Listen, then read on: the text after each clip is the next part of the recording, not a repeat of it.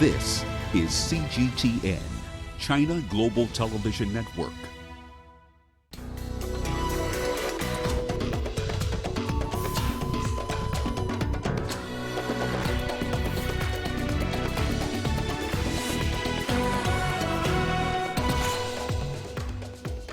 President Xi Jinping tours pavilions with foreign leaders. South Sudan government ready to release funds to implement peace deal. And we'll look at how Kenyan communities in the north are struggling to end early child marriages. Hello and welcome. You're watching Africa Live. We're coming to you live from Nairobi. I'm Hannah Viviers. And for the latest in your business news, here is Penina Karube. Thank you, Hannah. Coming up on Africa Live Business. The United States notifies the United Nations of its withdrawal from the Paris Agreement on climate change. And Sudan to consider cash transfers for its vulnerable poor as it kickstarts its economy. I'll have details of those stories and plenty more in just a bit, but for now, it's back to you, Hannah. Thank you so much, Penina. Well, we start in Shanghai, where the second International Import Expo opens today. Chinese President Xi Jinping delivered a speech at the opening ceremony. Afterwards, President Xi toured the various country pavilions with foreign leaders. France's President Emmanuel Macron invited President Xi to taste French wine and beef at the French pavilion. Leaders also visited the pavilions of Tanzania, Greece, Italy, Jamaica, Indonesia, and Russia. President Xi said the products displayed showed character and competitiveness. At China's pavilion, leaders were shown domestic products, including a passenger plane, a radio telescope, and submersible seacraft. Leaders were then taken to the ruins of Liangzhu City, a site that represents the country's 5,000-year history. As China nears its goal to end extreme poverty in the country by next year, President Xi said Beijing is ready to share its experiences in the battle against poverty. The leaders also visited the exhibitions of China's Taiwan, Macau, and Hong Kong regions. Well, the Greek Prime Minister is among leaders attending the expo in Shanghai. Greece and China have been strengthening their cooperation under the Belt and Road Initiative. CGTN's Wu Lei spoke to him about this growing partnership. But as far as Belt and Road is concerned, we have made significant progress as far as the Port of Piraeus is concerned, which is the most important infrastructure project. It's a flagship project regarding Chinese infrastructure investments in Greece. Within 2 months, we took over the government on July 7th. We gave a 2-month deadline to approve the master plan for the new COSCO investment in the Port of Piraeus. We did it in 2 months. I visited COSCO yesterday. They're very, very happy about the progress we've made. And I'm really looking forward to the investment that will take place in the port. It will significantly upgrade its potential. And the aim should be long-term to make Piraeus the biggest port in Europe. And I think we can achieve that. I'm a believer in multilateral institutions. I also acknowledge at the same time that a new balance needs to be found. I think we've made progress in striking a new balance that is equitable, fair, and that promotes the interests of both sides. We turn to South Sudan now, where President Salva Kiir says his government is ready to release all the money it pledged towards the implementation of the peace deal. President Kiir insists the new government should be formed by the agreed November 12th deadline, but as Patrick Oyet explains, the opposition led by Riek Machar still has concerns that not enough progress has been made to form a unity government. President Salva Kiir says fears raised by the opposition group led by designated Vice President Riek Machar can be resolved. One of Riek Machar's demands is that $100 million pledged by President Kiir's government for the implementation of the country's peace deal should be released. The government have so far paid approximately $33 million. It pledged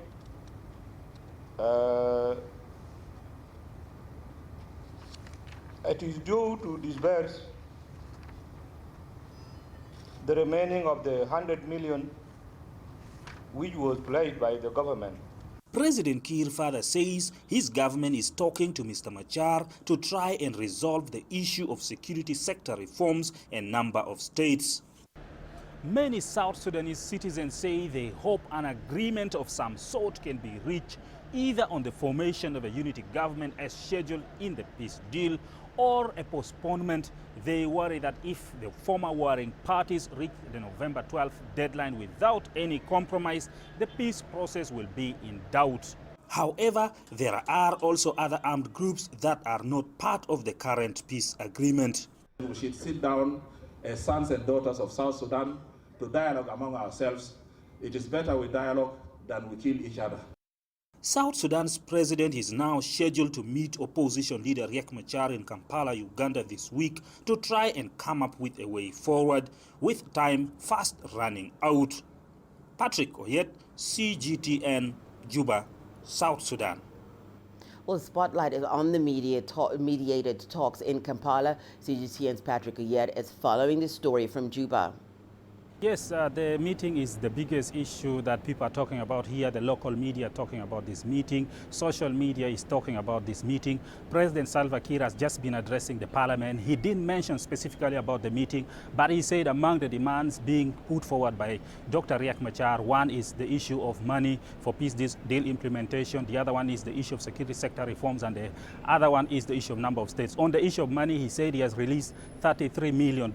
He is now in the process of releasing the remaining balance of $67 million. So he says he's fully committed to the peace deal implementation, and he hopes that they will resolve the outstanding issues before the 12th of November. So everybody is looking forward to that meeting. The delegations of the two, disagreeing groups have actually not made progress as far as the outstanding issues are concerned. So if you look at the history of the South Sudan's peace process, in most cases when there is no agreement, when the regional leaders, the East African regional leaders bring Dr. Riek Machar together with President Salva Kiir, and you find that at least they compromise. So in this regard, yes, to some extent there is now some pressure from the regional body to make sure that at least some compromise is reached, because they have to agree on something. They are the leaders of this country, and nothing is impossible in as far as agreeing on moving the country forward is concerned.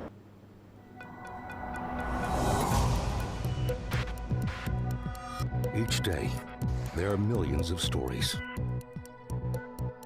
Each one can open new perspectives, new possibilities. Wherever you look, we are there. To see, discover, explore. We put the pieces together to find what really matters to you, all around the world, all around the clock. Our reporters are at home across the globe. From our headquarters in Beijing and production centers in Washington, Nairobi, and London, China Global Television Network. Stories from across the globe, reaching people across the globe. CGTN. See the difference. Welcome back. You're watching Africa Live. The Trump administration has formally notified the United Nations that it will withdraw the United States from the 2015 Paris Climate Agreement, the first formal step in a one-year process to exit the global pact to fight climate change. The weather patterns are increasingly impacting Africa, but just how well informed about global warming is the average citizen on the continent? Let's take a look. Even though the African continent has contributed virtually nothing to global greenhouse gas emissions, it will bear the brunt of climate change. African nations as a whole are the least prepared and are considered the most vulnerable to extreme weather conditions.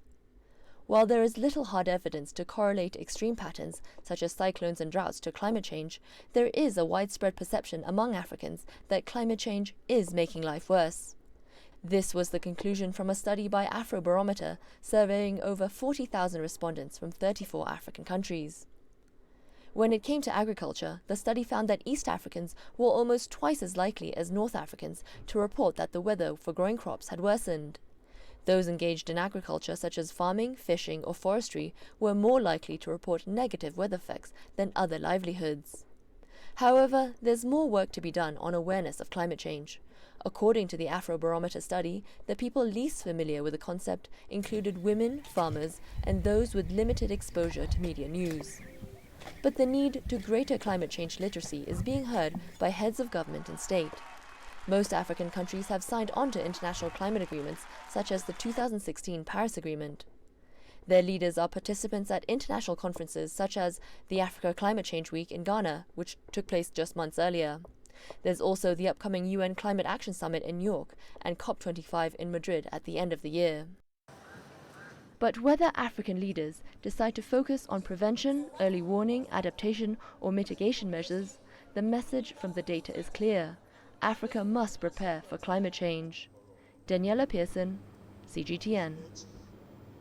Well, CGTN's Daniel Arap Moy was in Malawi and joins us for more on the impact of climate change in that country. Daniel, thank you so much for keeping a close eye on this subject for us. Let's just speak about African nations, which are among the most vulnerable to climate change. What was your experience in Malawi, Daniel? Well, thank you very much, Anna. My experience in Malawi is very cut and clear. It really tells you that climate change is a real problem when it comes to African countries. In Malawi, we are able to travel to various areas of the country, and you cannot fail to take a look at bare pieces of land without trees. And the question is, what happened to the trees? The trees have been cut down for firewood, for charcoal, for burning bricks, which is a common practice in the wider part of central Malawi. People cut down trees to burn bricks and to bake the bricks. And that is a big challenge that Malawi is currently facing, something that the government is taking a look at right now as we speak. But it is a glaring scene in many areas in Malawi. Trees have been cut down and the temperatures are soaringly hot. And even as we speak right now, just a few days ago, we've seen in the news that the temperatures have risen to almost 30, and the country is now experiencing heat waves. And this is all a result of climate change issues that needs to be addressed as fast as possible. Daniel, well, there does seem to be a lack of preparedness, but just speak to us on how prepared Malawi is on issues of climate change. But I would say the government is prepared, yes or not. I would say it's prepared and it's not prepared. The fact that they have accepted that climate change is indeed a problem means that there are already steps that the government is intending to do. But also the fact that many schools are now being taught how to conserve the environment is an idea that the government has seen climate change issues as one of those critical issues that are affecting the economy of the country. So the government is trying its best. You know, teachers are being taught on how to impart knowledge to the students on how to mitigate the effects of climate change. So we hope in the near future, if the young generation gets to learn and know that cutting trees is problematic in the near future, things may change in Malawi. And of course, still in Malawi, looking at the bigger picture where we went, we came up with a few areas. And of course, Malawi has not been spared from the early impacts of climate change. Now, rising temperatures and changing rainfall patterns are already affecting the South African nation, particularly in the agricultural sector. Now, the government is now advocating for smart practices to increase yields and improve resilience, and that they're doing through the introduction of bamboo farming across the country. Let's take a detailed look at what the government is indeed doing in Malawi. The bamboo might seem an unlikely crop to mitigate climate change, but farmers in Malawi are showing how integrating bamboo with other sustainable farming techniques is reducing emissions. Malawian government has taken the lead by encouraging farmers to plant more bamboo trees, a move aimed at restoring degraded lands and forests. Malawi has committed to restore approximately 4.5 million hectares of degraded land, almost half its total land area by 2030. The challenge in Malawi is huge. I think it is because of development and also lack of awareness. People want to cut trees, and usually it's because they want to burn bricks. So they burn bricks using trees, and they don't want to replant after cutting. The world's fastest growing plant, bamboo, is said to have the potential to make a major contribution to reducing carbon emissions. We're encouraging people to start bamboo farming. the bamboo farming will be used for construction of their houses and also to be used as charcoal. We're implementing national strategy for 15 years, and we're beginning with 3 years as the pilot phase. And at this phase is where we want to start bamboo farming. Uncontrolled clear-cutting of native trees for fuel has caused Malawi to lose nearly 10% of its forest cover. Available records indicate that in the last 36 years alone, Malawi has experienced 8 major droughts affecting millions of people. If properly applied, the bamboo is expected to help Malawi achieve the much-needed sustainable development goals. Daniel Arap Moi, CGTN, Lilongwe, Malawi. Well, and basically that is what the government of Malawi is trying to advocate for, planting more bamboo trees to mitigate the glaring effects of climate change that the Southern African nation is facing right now. And still talking issues of climate change, let's move on to Ethiopia, where the government is in talks with the World Food Programme on how to boost its agricultural capacity and independently provide food for victims in the future. Now, the National Disaster Risk Management Commission says the country wants to be able to grow its own food instead of always having to wait for humanitarian assistance. Coletta Wanjohe gives us that. Over 120,000 Ethiopians were displaced by flooding in October alone, according to the United Nations. The government says flooding is the biggest challenge after drought. So whenever the rainfall forecast is above normal, it is most likely to have flood in such flood-prone areas, so that we do have flood task force through which we provide early warning information. We are working disaster risk reduction activities such as breakage and prevention of overflow of rivers, especially perennial rivers like Wabi Shabale, mainly Awash. At a meeting of humanitarian agencies, Mitiku Kasa highlighted the need to invest in agriculture so that Ethiopia can reduce what it spends on importing food for victims of natural disasters. We are procuring wheat from international market. Currently in 2019 alone, we have procured around 1.6 million metric tons of wheat with the cost of $504 million. The World Food Programme says Ethiopia already does a lot to help victims of natural disasters, but improving on that will only work if the government takes the lead. Across the continent, Ethiopia is the main food assistance, humanitarian assistance provider as a country, greater than all others. So this gives us confidence and encouragement that with investment and with a strong policy framework, it's possible to address these challenges. But funding for humanitarian assistance in Ethiopia remains a huge challenge. As well as flood victims, there are over 7 million more people displaced by drought and ethnic clashes.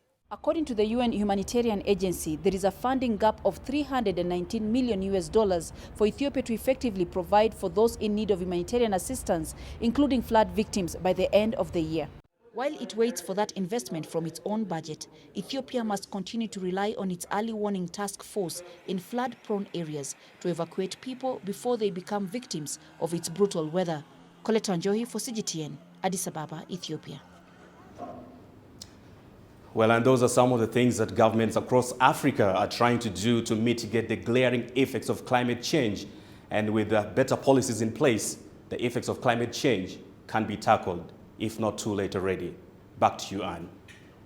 Thank you so much for that, Daniel. Our correspondent, Daniel Arap Moi, sharing with us his extensive first-hand experience of the effects of climate change, particularly in Malawi. Well, we're staying with that story. And for more analysis, we're now joined by environmental scientist Simon Geer, live from Johannesburg. Simon, thank you so much for joining us. Simon, there appears to be a sense of overwhelm when it comes to tackling the effects of climate change in various parts of the continent. What would you say are the main challenges that countries are facing when it comes to this? Yeah, good evening. It's a question, you know, with everything in Africa. It's about lack of resources, lack of human capital to respond to these things as well. What we really need to understand is that we can't mitigate climate change. We can't plant enough trees. We can't stop, you know, using fossil fuels to the point where it's going to make any difference at all. What we do have to do is adapt. So we have to make sure that our farming practices are absolutely at an appropriate sophistication. We need to be making sure that we're looking after our ecosystems and our water resources, all of those sort of things. So African countries really need to be prioritizing the environment in their decision making. And to be honest, I don't really see it that often.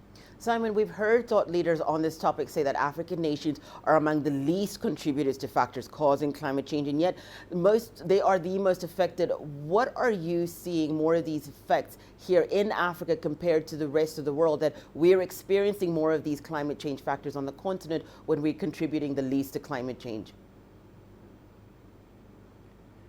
Well, I mean, we need to stop bleating about the fact that we're the least contributors. That is just a fact. And so let's rather just deal with the problem as it is.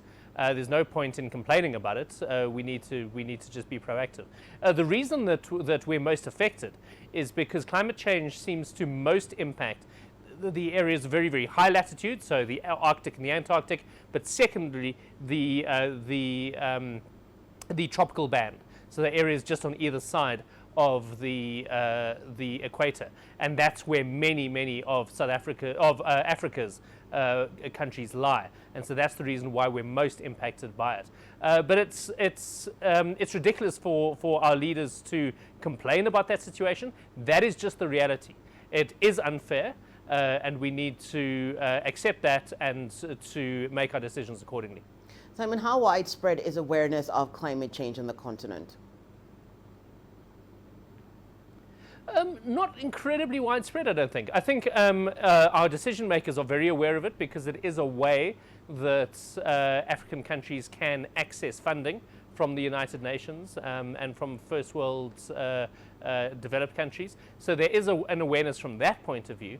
The average man in the streets, I don't think particularly well aware, but I also don't think they need to be. I think that what we need to do is send a strong message of sustainability, of making sure that things are cost effective and are sensibly thought out and planned. That's without necessarily having to bed people down in the whole climate change debate.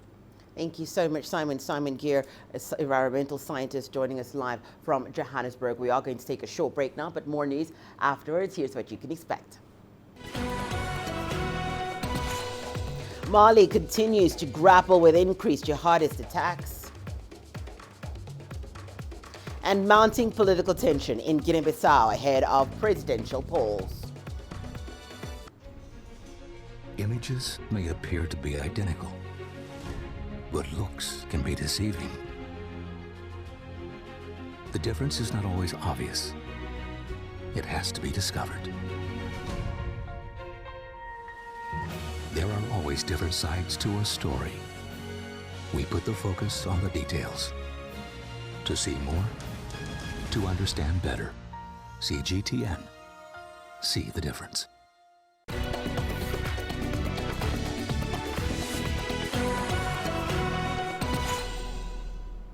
Hello and welcome back. You are watching Africa Live. To Nigeria now, where over 200 people have been released from another illegal Islamic rehabilitation center in the country's southwestern state of Oyo. According to authorities, the captives were found chained, located inside a building located in the state capital city, Ibadan. CGTN's Kelechi Emekalam reports.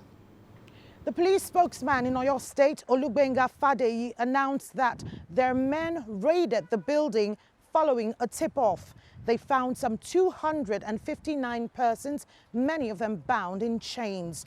Those captured have now been released. The owner of the facility and 8 others have been arrested and are being interrogated by the police.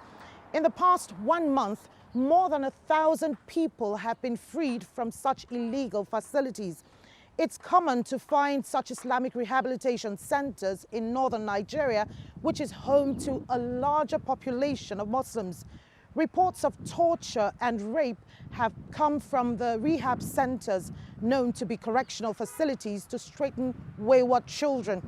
President Muhammadu Buhari has since ordered the closure of such facilities across the country. Kelechi Emekalam, CGTN Abuja, Nigeria. Well, 4 crew members from a Greek oil tanker have been kidnapped by pirates off the coast of Togo. According to Togolese Navy, armed attackers had boarded the Elka Aristotle near the port of Lome after shooting and wounding the ship's security guard. Those abducted include Greek, Georgian, and Filipino nationals. The ship's operator says the rest of the crew and the ship itself are safe. They're now working to ensure the prompt release of their employees. The Greek Foreign Ministry says it's closely monitoring the issue. A similar kidnapping occurred a few days ago in the waters of neighboring Benin. Well, the International Chamber of Commerce International Maritime Bureau reports that the Gulf of Guinea region accounts for 86% of crew taken hostage and nearly 82% of crew kidnappings globally. For more analysis, we're now joined by Dixon Osigeye, who is a security expert based in Lagos, Nigeria. Dixon, thank you so much for joining us. The Gulf of Guinea, known for high levels of piracy, yet this year the International Maritime Bureau reported that maritime piracy incidents had decreased in 2019, and yet at the same time, the Gulf of Guinea was still being cited as the world's worst piracy hotspot. Dixon, why is that? Thank you, Han. Nice being here. It's quite regrettable that Elka Aristotle fell to the pirates some few days back and leaving behind 4 of his crew members. As you rightly said, a Norwegian, 2 other Philippines, and a Greek person were carted away by these pirates. Yes, the truth remains that the incident took place at the territorial waters of Togo, and that the Togo government should be able to account for and respond to that incident. But I believe that when it comes to piracy, piracy has started since over 500 years ago. And meanwhile, here in African region, the Gulf of Guinea, which is part of the Atlantic Ocean, has experienced a high spate of piracy and the most dangerous waterways in the whole world. Now, what is the way forward? Like here in the Nigerian territorial waters, our naval personnel have been keeping to their tasks 24/7. They are carrying out area patrol, surveillance patrol, engaging the enemy with speed and momentum, not giving time for the enemy to take space.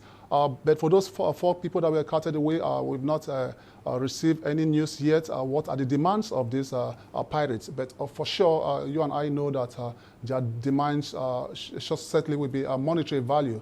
And I want to also advise the negotiator to apply a Stockholm Syndrome methodology of negotiation so that the lives of these guys that were carted away will remain safe. The Gulf of Guinea is one of the largest Gulf so far, consisting of about 2,350,000 square kilometers. You can see that the waterways is very wide, and it's going to really take a lot of manpower to monitor that waters. But if the Togolese government and naval forces should be able to project a kind of effective surveillance patrol, their waterways will be very safe, and the international waterways will be very safe. Just speak to us, Dixon. Do you think the region has the security capacity to deal with the escalating problem? And if not, what do you believe governments in the region need to do to address the problem?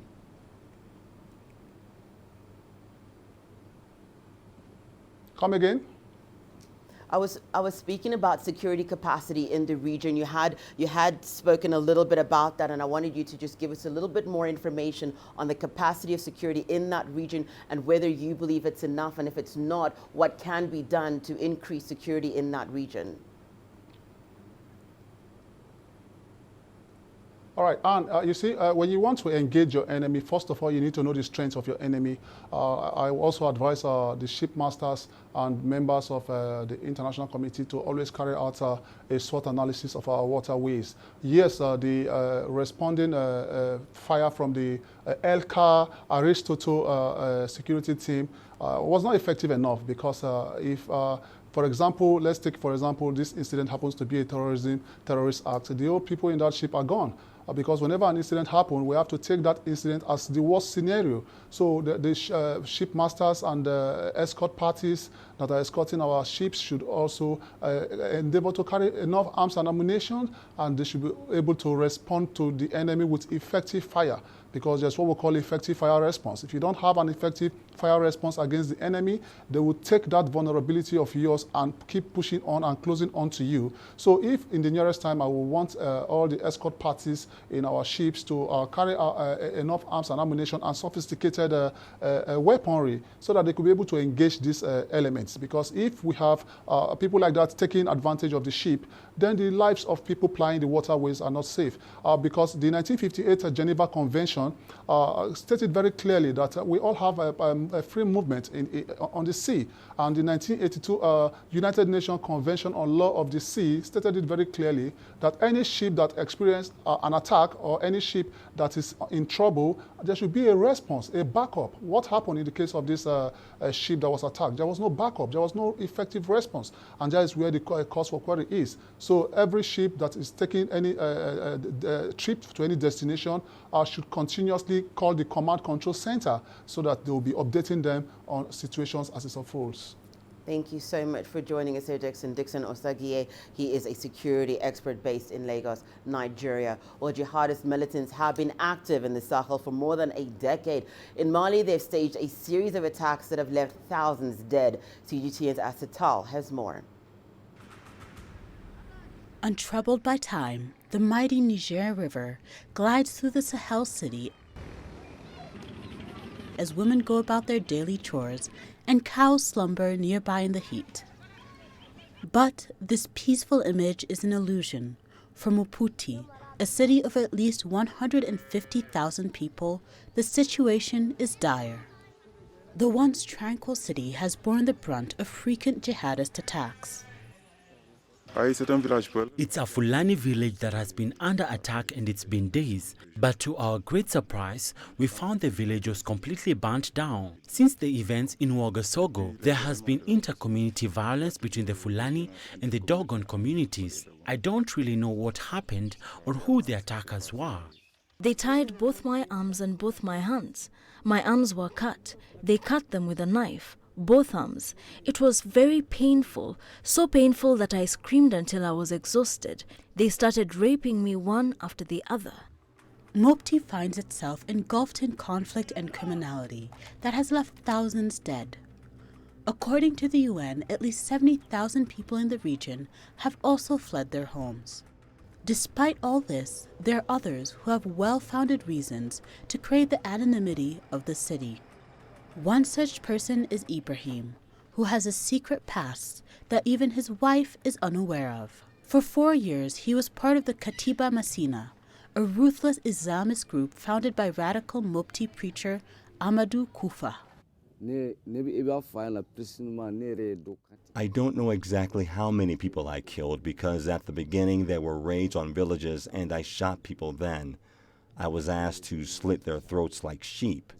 I cut the throats of more than 20 of them. That's why I deserted. We were under the influence of drugs which we took as medication, and we were also given injections. Sometimes they made us drink date juice, but we quickly realized that it was not true because we were possessed afterwards. The jihadist conflict that started in northern Mali in 2012 has swept into the country, igniting ethnic tensions and stoking fears for the future of the country. Astatal, CGTN. Well, there's rising political tension in Guinea-Bissau as the country's presidential election draws near. Last week, President José Mario Vaz sacked his Prime Minister Aristide Gomes, who is now refusing to step down. A visiting delegation from the West African regional body ECOWAS has also been opposing the president's decision. CGTN's Kelechi Mekalam has more. According to the ECOWAS delegation, President José Mario Vaz holds no legitimate authority to remove the Prime Minister. Vaz's official tenure ended in June, nearly 4 months before his decision to sack the government. The West African regional bloc ECOWAS proposed that the president remains in office until after the presidential elections scheduled for November the 24th. President Vaz has repeatedly clashed with his political party, the PAIGC, over balance of power. Since assuming office in 2014, Vaz has sacked 8 prime ministers, including Gomes. However, Gomes has refused to vacate his office despite the announcement of a new prime minister. Mr. Vaz hinged his latest decision on the ground that the political situation in the country was undermining the normal functioning of state institutions. The political stability of Guinea-Bissau remains shaky as the crisis intensifies, especially with Mr. Vaz running in the forthcoming election as an independent candidate after falling out with his party. Kelechi Emekalam, CGTN Abuja, Nigeria. Well, I will be standing by to bring you more news making headlines. But for now, let's take a look at the news that's making the latest in business news. Here is Panina. Thank you, Hannah. Coming up on Africa Live Business. The United States notifies the United Nations of its withdrawal from the Paris Agreement on climate change. And Sudan to consider cash transfers for its vulnerable poor as it kickstarts its economy.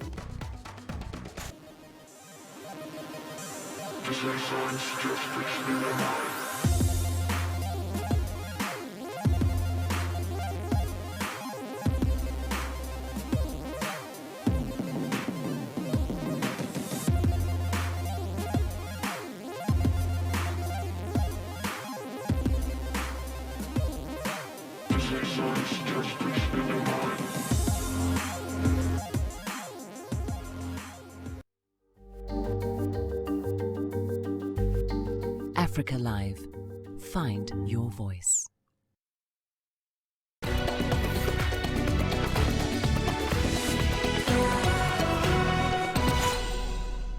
The Trump administration says it has formally notified the United Nations that it will withdraw the United States from the Paris Agreement.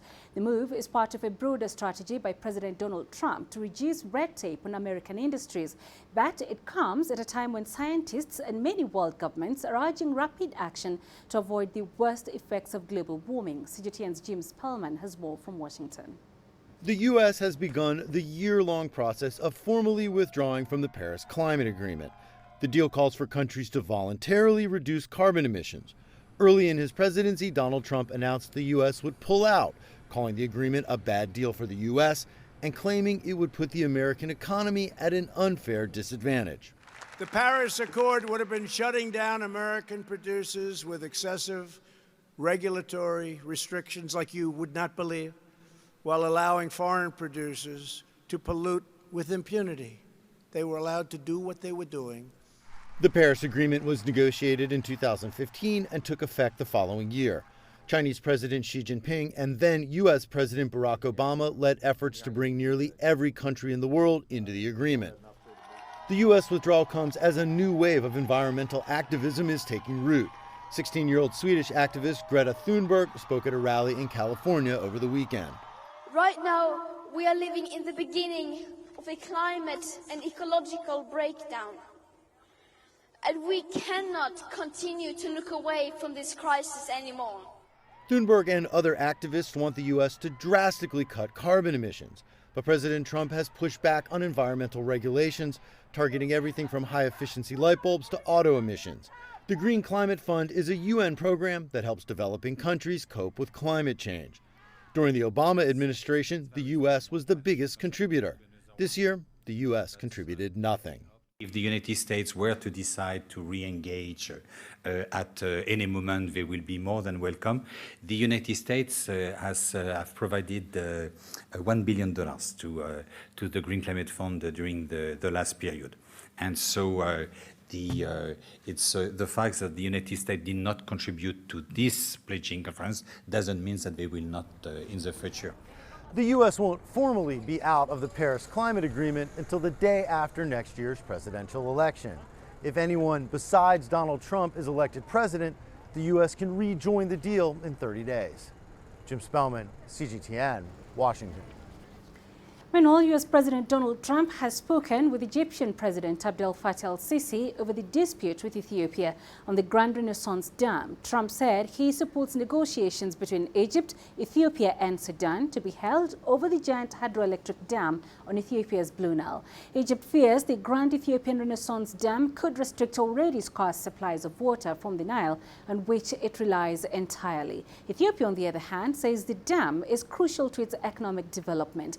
In recent weeks, Egypt has called for an external mediator on the issue, saying three-way talks have been exhausted. Ethiopia has previously rejected the idea and is expected to start filling the reservoir behind the dam next year. Sudan's Prime Minister Abdallah Hamdok says his country is discussing scenarios such as cash transfers for poor people to accompany planned subsidies for food and other basic goods. Shortages of bread, fuel and medicine coupled with hefty price rises brought people out in protest and led to the toppling of long-time ruler Omar al-Bashir in April. The economy has remained in turmoil as politicians negotiated a 3-year power-sharing deal between the military and civilians. Bashir's government ran up enormous budget deficits by subsidizing fuel, bread and other products. There are no details of Hamdok's proposal as yet, but the plan includes subsidies for drugs, medical services and education.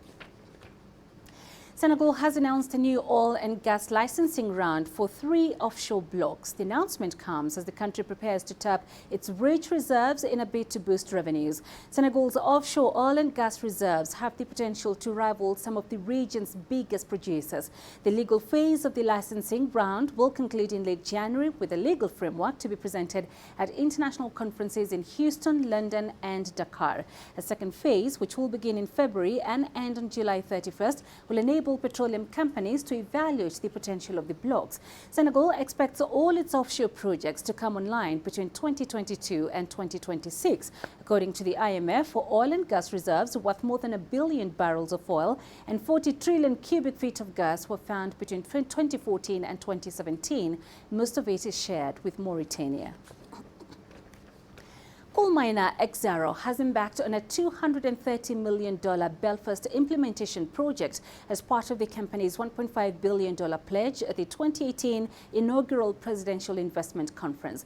The South African company says that this is a first-of-its-kind digital mine in Mpumalanga. The life of the Belfast mine is 17 years. Angela Kopla tells us more. The first sod was turned on this Greenfields project in November 2017. It's 6 months ahead of schedule already. The intent of this operation is really to change the face of mining in the country. It's not a traditional mine you would have seen. We embracing digital to be able to push ourselves more towards real-time decision making and be able to release value out of the operations. Coal mining and coal-fired power stations are sensitive issues environmentally, but the mine owners say they have been careful. That it is a mine that is developed in a very environmentally sensitive area, and therefore there's been a lot of money spent, close to R1 billion in terms of water management to make sure that we don't pollute the surface water, because we are located, as we stand here, on the upper side of the river, which runs through the mine property. The mine is billed as a digital connected mine, but it still needs a social labour plan for local communities that meets Department of Mineral Resources and Energy requirements. So through our social labour plan, we actually ensure that the skills that we are providing to the communities are the skills that are in line with the requirements in the mine, so that those people, once they're empowered, they can actually come and work at the mine and be able to participate in the opportunities that we have in the mine. The mine is cutting edge in the use of technology and the way it's been integrated into its operations, but it has to future-proof itself. Management has a plan for this. So we have a fully fledged digital program which specific projects which we will be executing to make sure that we remain relevant, because the intent again is also to disrupt how mining is done in the country in South Africa, and actually also globally, because we, as I've said, we've gone around the world to see what other technologies are there, and some of the partners that we partner with also operate operations across the world. So it goes beyond just South Africa. The designers of this mine have taken world-class technology from around the world and combined it into one very slick operation. And if the projections become reality, it's going to be extremely efficient and profitable. I'm Angelo Coppola for CGTN near Belfast in Mpumalanga Province, South Africa. We shall leave it there for now, but later on Global Business, we'll be looking at the implications of the closure of the Nigeria-Benin border. We'll be live from Abuja at the top of the hour. I shall see you then. For now, it's back to you, Hannah. Thank you so much, Panina. Well, we are going to be seeing you a little bit after the break, Panina, with the incredible story that you did for us. We're going to take a short break, but when we return that story from Panina, here's a highlight. We'll look at how Kenyan communities in the north are struggling to end early child marriages.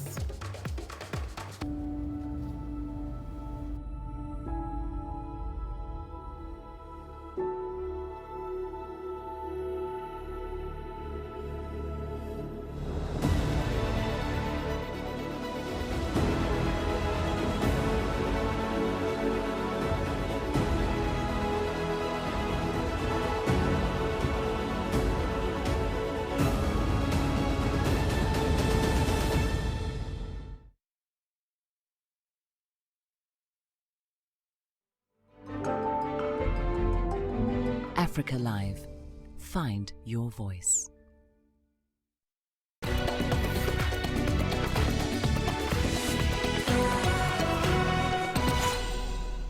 Welcome back. You're watching Africa Live. Well, Marsabit County in Kenya's north is home to 14 different communities with diverse dialects and cultures. But one culture practice has been stirring a lot of controversy is early childhood marriages. CGTN's Penina Karibe brings us more on the efforts to protect the rights of children and put a stop to this practice. The innocence of children greets you as you approach Lekuchela village in Marsabit County. It's late afternoon and they're seeking shelter from the searing sun. The young girls chat as they groom each other. They're all adorned in colorful beads. The beads are a significant part of the Rendile culture and are frequently used to enhance the beauty of a woman. As they giggle and share shy whispers, one can't help but notice the vibrant glow emanating from their seemingly untainted souls. They're all age mates, only 10 years old, but at this tender age, they have already become wives. It's hard to believe they're fully responsible for running households. Sarafina invites us to her home. Like many others in the village, it's a modest house with only the basics. She got married the previous year and had never seen her husband before. I cried all day during the wedding. For the past 3 months, she has not seen her husband. She tells us he went away to look for pasture for his livestock. Sarafina's story is echoed by Mary Labai, who's also 10 and now a year into her arranged marriage. Like Sarafina, she has no children. The day I got married was the worst. I didn't want it. I didn't know what marriage was. When they get married, we teach them about marriage life, how to take care of children and look after their husbands and livestock. Sarafina and Mary's stories are the fate of many girls in Kenya. According to UNICEF statistics, 23% of girls in the country are married before their 18th birthday and 4% are married before the age of 15. Some reports say Kenya has the 20th highest absolute number of child brides in the world, 527,000. Although child marriages in Kenya are illegal, in this part of the country, parents still marry off their daughters at an early age for a source of income. Marrying off young girls such as this one could earn the family a few cows, camels and goats, and that in turn will keep the family going. The father of the bride receives the bride price. The mother will get her share, and one of the girl's uncles gets 2 cows. Kenya has committed to eliminate child, early and forced marriage by 2030 in line with the Sustainable Development Goals target. 2 years ago, the country became the 19th to launch the African Union campaign to end child marriage in Africa.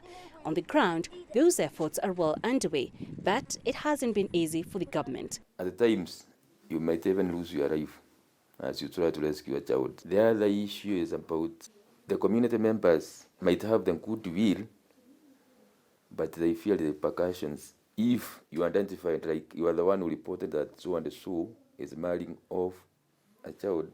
The county is also under-resourced, with very few centres available for the rescued girls. Nevertheless, the officials are optimistic of winning that fight. The county first lady has been championing it. She has taken it to herself as her duty, really, to go around the county, and this has been able to do a lot of civic education to our ignorant parents, and I think they are slowly taking up this matter. It may take a while for this battle to be won, but the government hopes its efforts will bear fruit and do so by the set deadline of 2030. Penina Karibe, CGTN in Marsabit, Kenya. Well, it's your sports news after the break. Here's some highlights. Triumphant Springboks touch down back home as Rugby World Cup champions.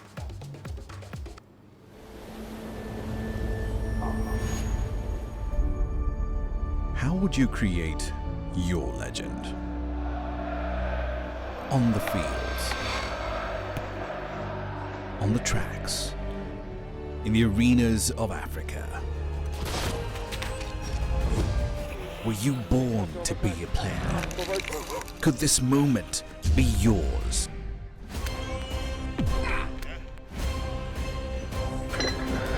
Sports Scene. Find your game.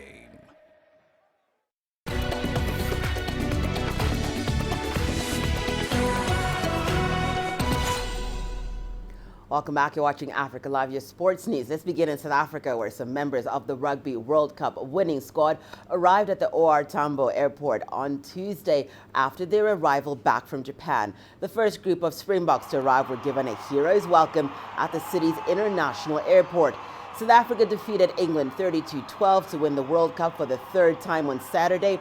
South Africa captain Kolisi lifted the Webb Ellis Trophy to spark wild celebrations in the stadium. Fullback Willie LaRue and wingers Makuzole Mampimpi and Cheslin Colby were among the first batch of players to arrive, with the rest of the team arriving later on Tuesday. Well, the 2019 World Rugby